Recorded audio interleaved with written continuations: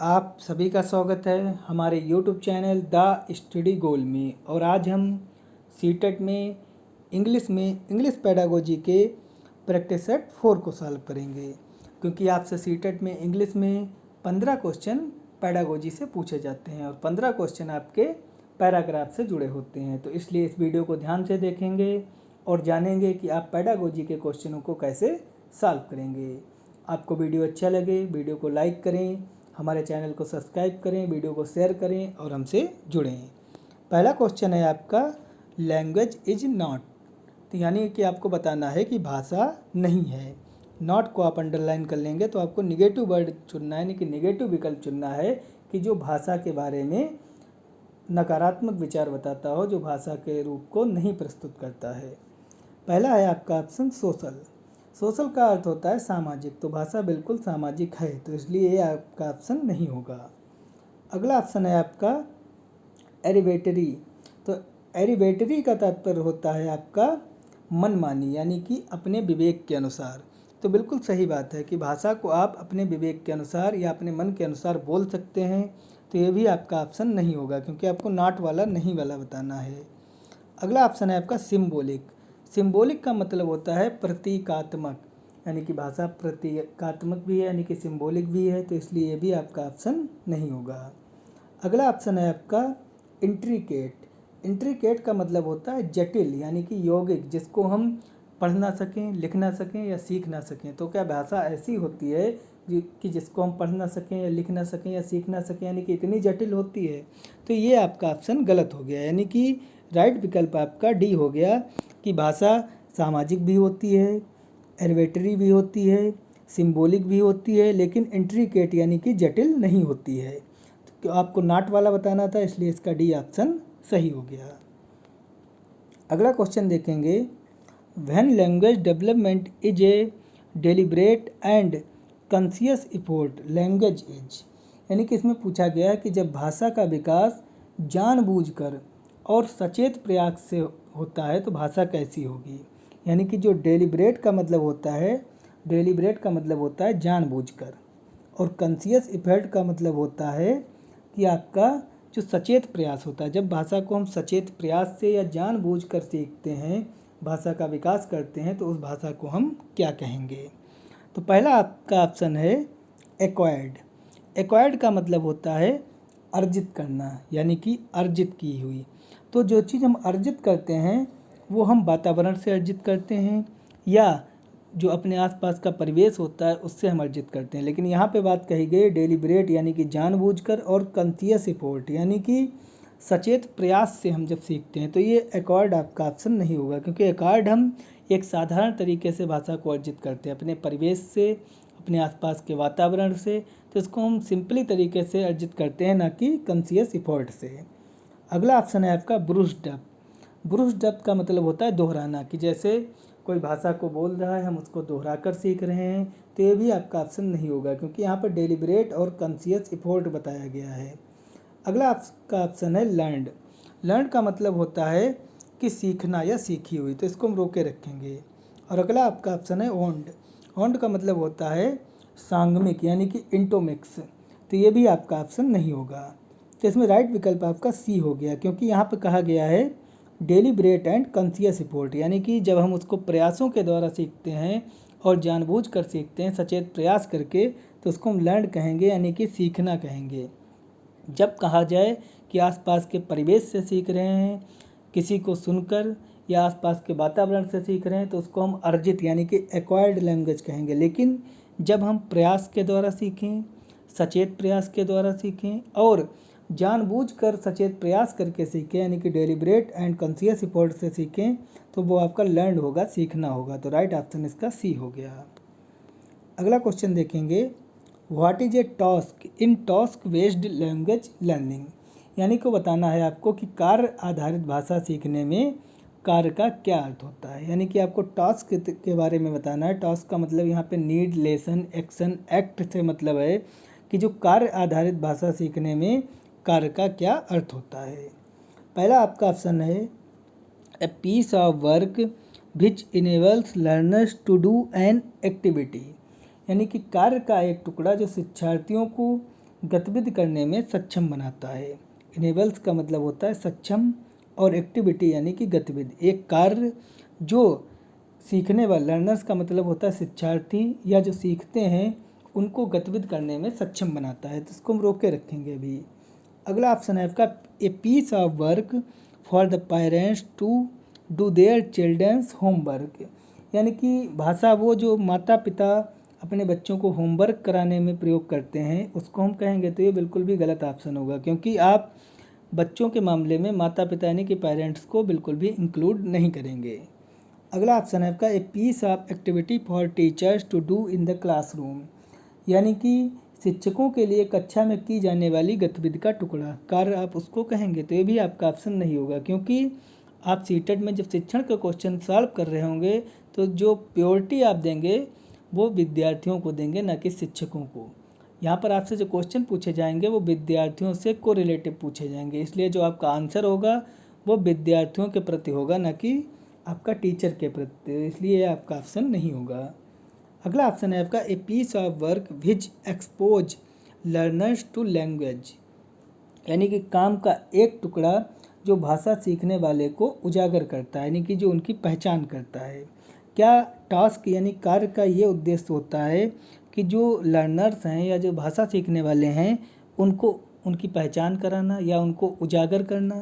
तो ये भी आपका ऑप्शन नहीं होगा। तो राइट ऑप्शन इसका ए हो जाएगा, a piece of work which enables learner to do an activity, यानी कि कार्य का एक टुकड़ा जो विद्यार्थियों को उनकी गतिविधि के बारे में सक्षम बनाता है कि वे किस प्रकार से योजना बना रहे हैं, किस प्रकार से वो गतिविधि कर रहे हैं, इसके लिए उन्हें सक्षम बनाना। तो राइट ऑप्शन इसका ए हो गया।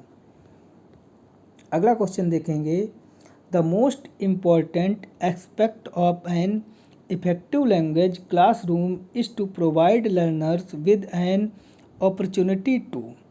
एस्पेक्ट का मतलब होता है आपका पहलू से, यानी कि कार्य योजना से, और आपका यहाँ पे अपॉर्चुनिटी का मतलब हो गया अवसर से। अपॉर्चुनिटी का मतलब हो गया अवसर से, प्रोवाइड माने उपलब्ध कराना। तो यहाँ पर आपका हुआ कि एक प्रभावी भाषा की कक्षा में सबसे महत्वपूर्ण पहलू क्या होगा जो शिक्षार्थियों को एक अवसर प्रदान करता है। तो पहला आपका ऑप्शन है इमिटेट। इमिटेट का मतलब होता है नकल करना। क्या सबसे महत्वपूर्ण अवसर ये होगा शिक्षार्थियों के लिए जो सीख रहे हैं उन्हें अवसर प्रदान करने का सबसे महत्वपूर्ण पहलू ये होगा कि उनको नकल करा दी जाए। तो बिल्कुल भी आपका ऑप्शन नहीं होगा। इमिटेट का मतलब नकल करना होता है। अगला आपका ऑप्शन है एक्सेज। एक्सेज का मतलब होता है आकलन करने का। क्या क्लास का सबसे महत्वपूर्ण पहलू ये होता है बच्चों का, इसलिए उनको अवसर दिया जाता है कि वो आकलन करें। तो इसको हम रोक के रखेंगे कि शायद ये विकल्प हो जाए।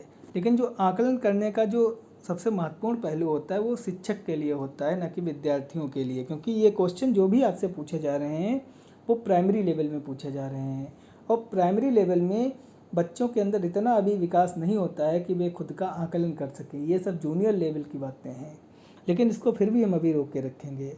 अगला आपका ऑप्शन है इंटरफेयर। इंटरफेयर का मतलब होता है हस्तक्षेप करना, विरोध करना, दखल देना। तो क्या ये जो लर्नर हैं जो सीख रहे हैं उनके लिए सबसे जो महत्वपूर्ण पहलू ये होगा कि वो क्लासरूम में विरोध करें, हस्तक्षेप करें। तो ये भी आपका ऑप्शन नहीं होगा। अगला ऑप्शन है आपका इंटरेक्ट।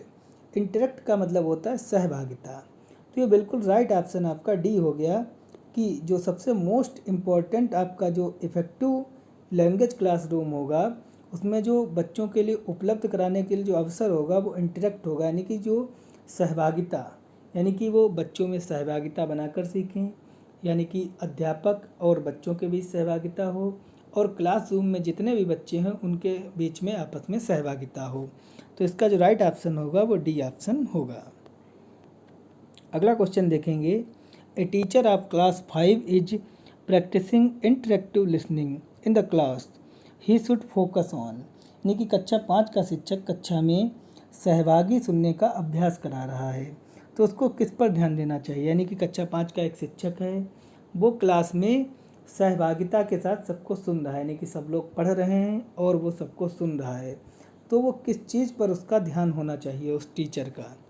तो पहला आपका ऑप्शन है listening and observing speakers attitude, यानी कि स्पीकर के रवैये और हाव भाव को सुनना, यानी कि जो भी बच्चे पढ़ रहे हैं उनको सुनना। एटीट्यूड का मतलब होता है हाव भाव, और ऑब्जर्विंग का मतलब होता है उनको जांचना या उनका देखना, आकलन करना। तो जो बच्चे पढ़ रहे हैं या जिनको वो सुन रहा है उनका हाव भाव और उनके रवैयों को आकलन करना और देखना। अगला ऑप्शन है आपका listening to word stress and intonation, यानी कि शब्द तनाव और शब्द मधुरता को सुनना कि बच्चे कौन कौन से शब्द तनाव में बोल रहे हैं, कौन कौन से मधुर बोल रहे हैं। अगला ऑप्शन है आपका लिसनिंग टू द प्रोनाउंसिएशन, यानी कि उच्चारण सुनना। और अगला ऑप्शन है आपका लिसनिंग एंड रिस्पॉन्डिंग, सुनना और उस पर प्रतिक्रिया देना, यानी कि जवाब देना। तो इसका जो राइट ऑप्शन होगा वो डी ऑप्शन होगा कि लिसनिंग एंड रिस्पॉन्डिंग, यानी कि सुनना और उस पर प्रतिक्रिया देना, जवाब देना। जैसे कि आप बच्चों से सुन रहे हैं और किसी बच्चे ने कोई चीज़ गलत बोली है तो आप उसको सुनेंगे और उस पर तुरंत आप अपनी प्रतिक्रिया देंगे, यानी कि रिस्पॉन्ड करेंगे, जवाब देंगे। तो राइट ऑप्शन आपका डी हो गया, यानी कि जो आपका मेन फोकस होना चाहिए वो डी ऑप्शन पे होना चाहिए कि लिसनिंग एंड रिस्पॉन्डिंग।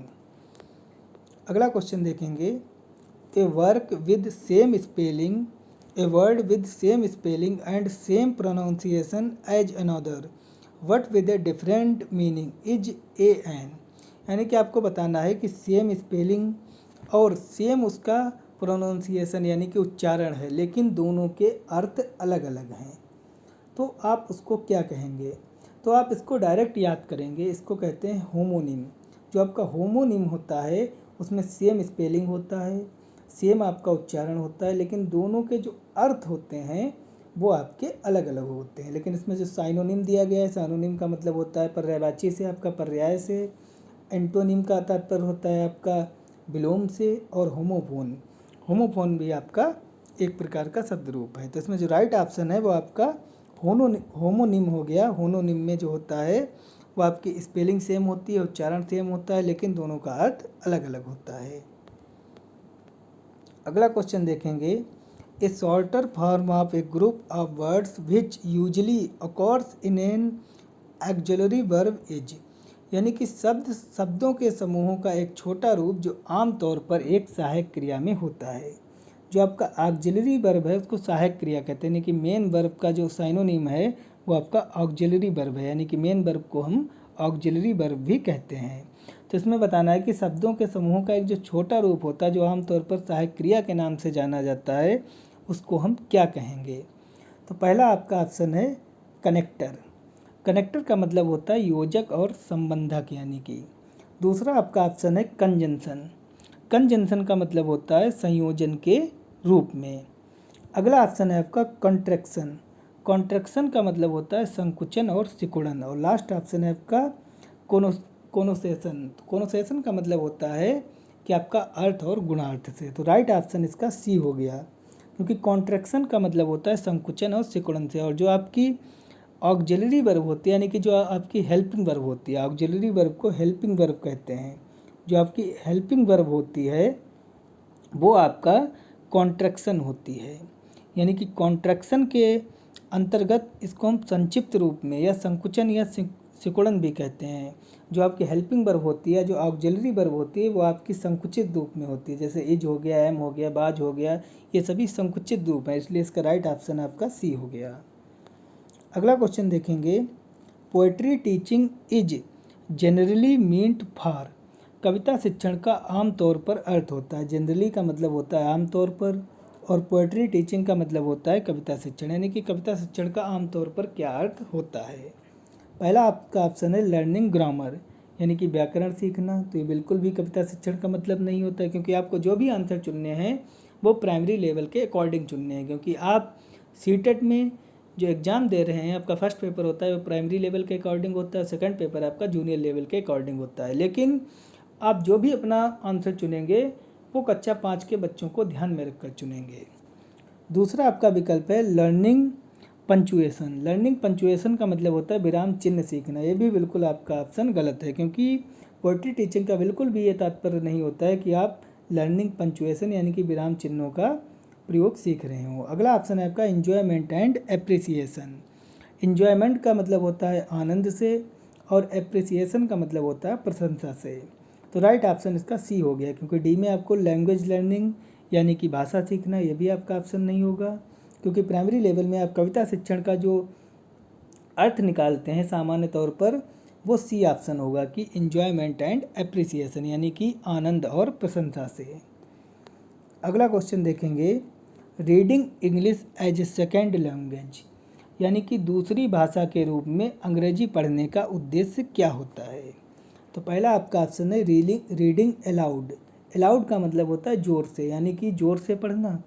अगला ऑप्शन है आपका रीडिंग फॉर ग्रामर, व्याकरण के लिए पढ़ना। तो ये तो आपका ऑप्शन बिल्कुल नहीं होगा, न ए ऑप्शन आपका होगा, क्योंकि आप दूसरी भाषा के रूप में जब इंग्लिश को पढ़ते हैं तो आपका बिल्कुल भी ये उद्देश्य नहीं होता है कि इंग्लिश को ज़ोर ज़ोर से पढ़ना या व्याकरण अंग्रेजी को व्याकरण के रूप में पढ़ना। अगला ऑप्शन है आपका मीनिंग मेकिंग, यानी कि अर्थ बनाना। क्या आप दूसरी भाषा के रूप में इसलिए अंग्रेजी को पढ़ते हैं कि उसका अर्थ बनाएं, तो ये भी आपका ऑप्शन नहीं है।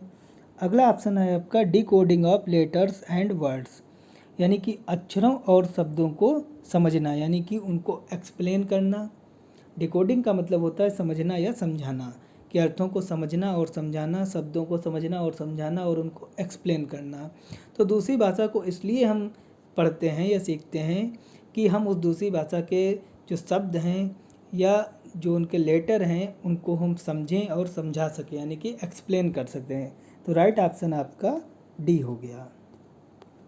अगला क्वेश्चन देखेंगे, a teacher after completing a chapter ask the student some question to review their learning and check their understanding the question he is asking will be based on, यानी कि एक शिक्षक ने एक लेसन कंप्लीट किया और lesson complete करने के बाद छात्रों से उनकी सीखने की क्षमता और समझने की जांच का आकलन करने के लिए कुछ प्रश्न पूछे।